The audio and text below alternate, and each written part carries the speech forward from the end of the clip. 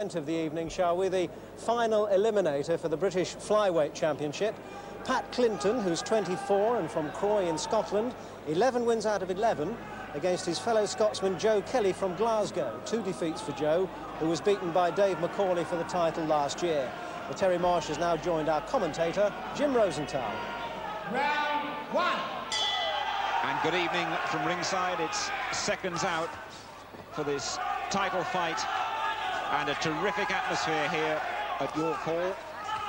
Pat Clinton from Croy in the lighter trunks there, the slightly taller fellow in the beige trunks, against Joe Kelly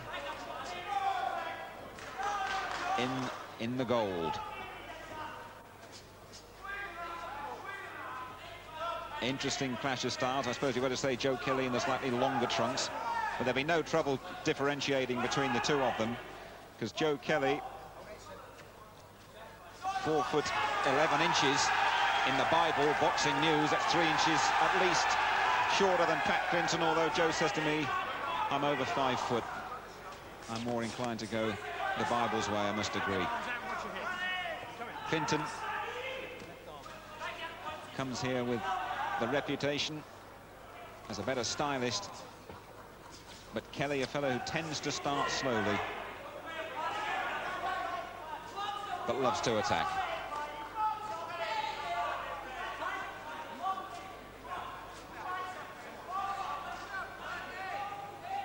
"12 rounds, the distance. Larry O'Connell, the third man in the ring.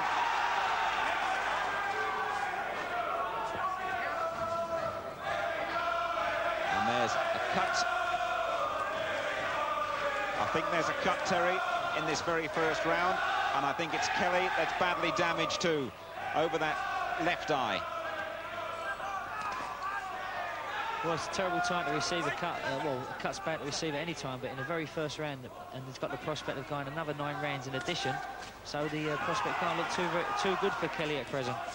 Now listen, Larry O'Connell had a very close look at that cut, and it's not looking good, I would have to say, and what a shame.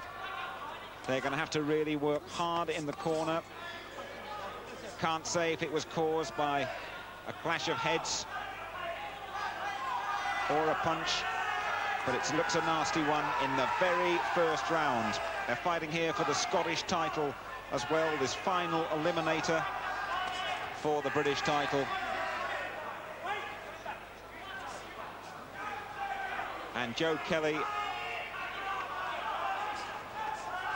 badly damaged in the first round. And we'll follow him at the end of this first round and just see what they make of it. Final comment from you, Terry. Well, at the moment, Clinton knows he's got plenty of time ahead of him. He hasn't seen the blood, he isn't rushing, he's taking his time. He's going to be very deliberate and pick his shots and obviously try and worsen the cut. Good shots too from Clinton at the end of that first round.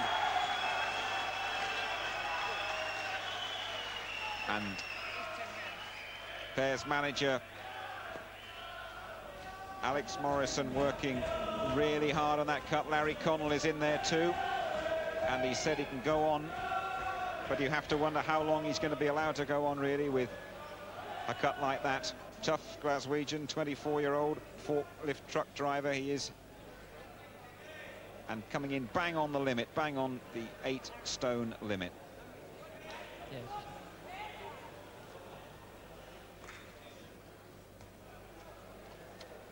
Just looking across at the other corner, Pat Clinton, a good opening round for him. These two have met way back as amateurs, and it's one apiece, although Clinton felt he won that one, but they were both kids then, really, or he won the one that he was deemed to have lost.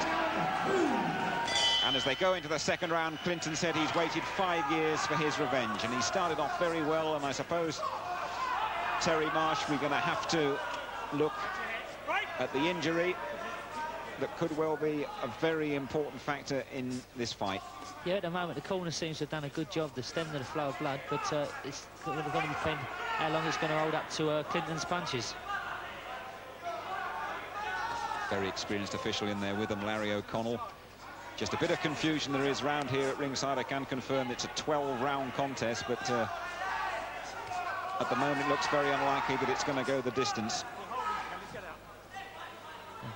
It strikes me as Kelly doesn't actually have the skill to outbox Clinton.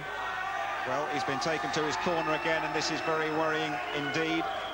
Joe Kelly, and that look, and he's protesting, and I think that looks like the end of it, and that's a dreadful, dreadful shame. And I feel really sorry for Joe Kelly. Clinton's got it. Celebrations in the middle of the ring from Pat Clinton, but his first man he goes to is Joe Kelly in the corner there.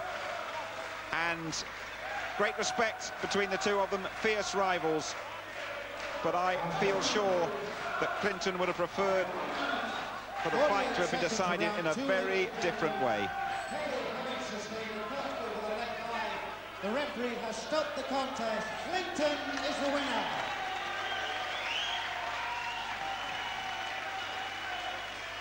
Okay, Pat Clinton Gentlemen, your appreciation, please. from The loser, Croy, Joe the Kelly. mining village, 12 miles outside of Glasgow, gets the verdict. Joe Kelly stopped on that cut very early in the second round.